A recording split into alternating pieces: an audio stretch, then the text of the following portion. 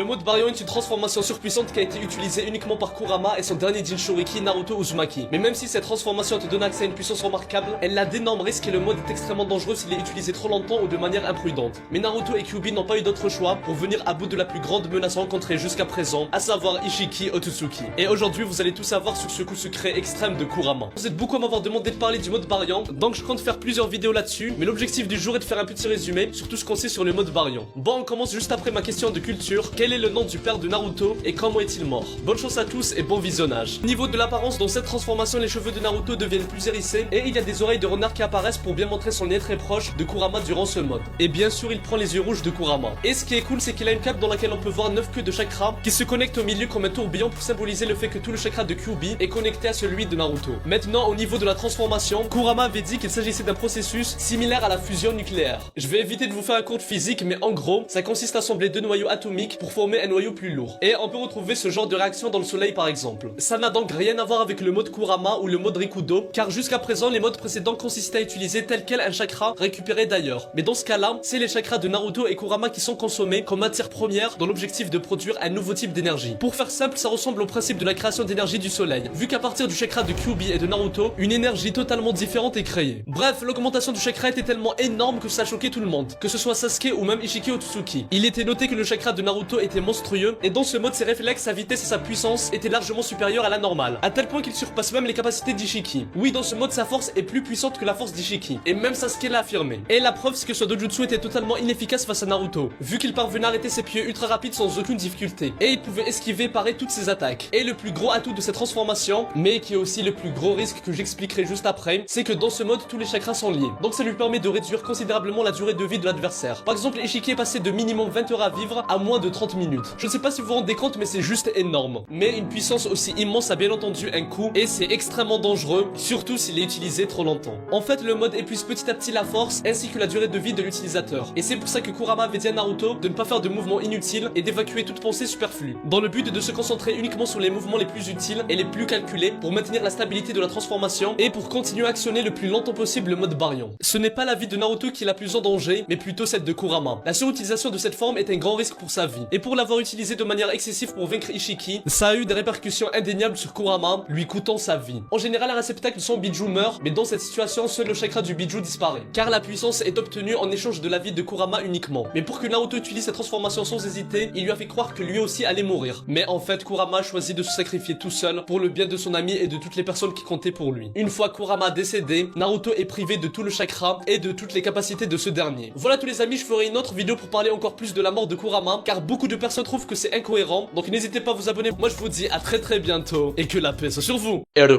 Psy, Konkuru.